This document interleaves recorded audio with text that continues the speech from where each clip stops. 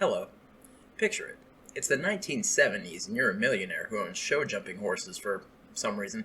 One of your precious ponies isn't doing good in competition, and it's looking like they're going to end up being a loss. Do you A. Sell off the horse and vow to be more responsible with your money?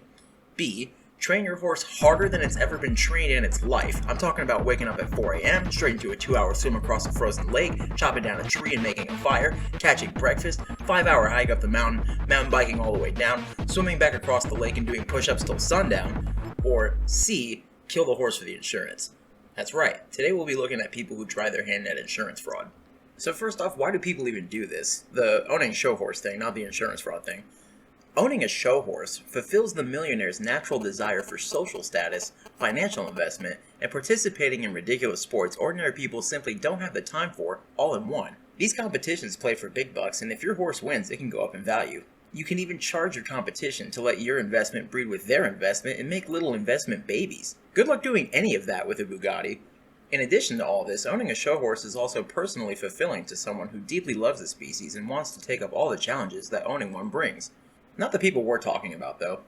Before we go further, I want to emphasize that while we are discussing the needless slaughter of 50 to 100 innocent horses, and one person, this video is more meant to document and highlight the absurdity of the motives and methods of those responsible. I obviously don't endorse insurance fraud or needless killing. So back to you and your underperforming horse. Waking up at 4 a.m. is out of the question because even if you fell asleep right now, you'd only get like an hour and a half. So you breathe a sigh of relief when you cancel your plans last minute and head off to bed. You got this horse as a pony at 100K, but the racetrack trainer you sent him to says he's an ill-tempered, untrainable rogue.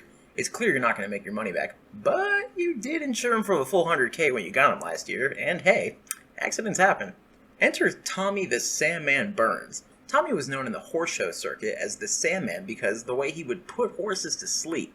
But don't let the name fool you into thinking this was at all peaceful. Sure, he would claim over and over what he did was quick and painless, but I mean, I'll let you be the judge of that. Back in '81, down in Ocala, Florida, a young Lisa Druck, who later changed her name to... Wait a minute. Riley Hunter? That one? Really?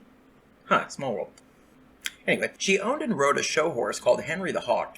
Due to being 17 at the time, all her finances were handled by her father, James. He was trying to sell off the horse for 150 grand, but he wasn't getting offered anything he'd take. Our friend Tommy appears on the scene and gets to talking with James. Now, bear in mind, everything I'm saying here is going off Tommy's account of the story, and no matter where I look, they all cite him for this information, but apparently James hires Tommy to kill Henry the Hawk for the insurance money. He goes as far as to teach Tommy the best way of going about such a task. It's simple.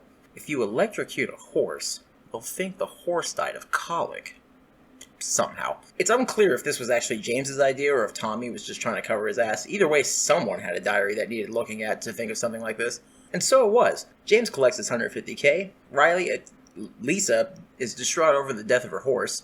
Tommy gets paid out. And the FBI starts an investigation into James. An investigation that went nowhere, seeing as how James died of cancer 9 years later. The swift wings of justice being just a bit too slow to catch up to him. Next time, boys. Anyway, where were we? Tommy. So, Tommy spends the next 10 years as a horse hitman, usually charging 10% of the insurance payout. Tommy would trot around from circuit to circuit, completing circuits if your horse wouldn't trot.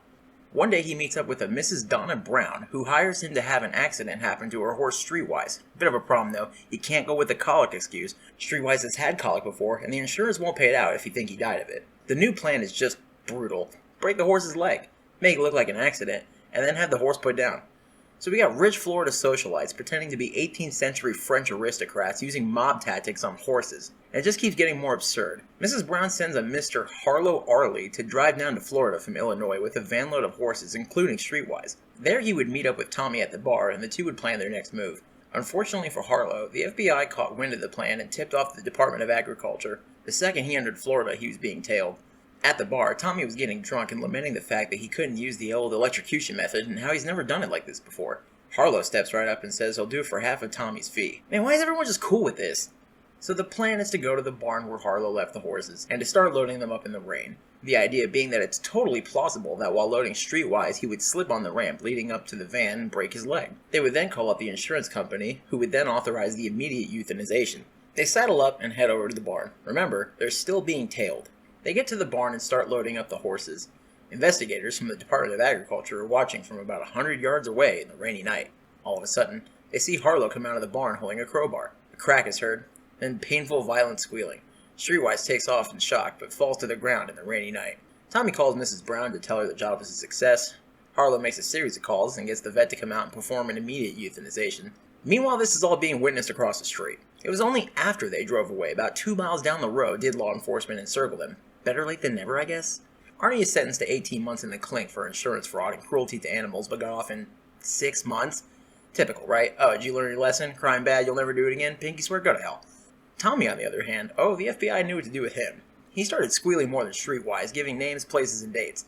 All in all, Tommy's testimony helped bring down 35 people, ranging from owners, trainers, vets, and riders. But because of his cooperation, Tommy only served 3 weeks in county and paid $100,000 cash bail, with a stipulation that he was never to go near another horse.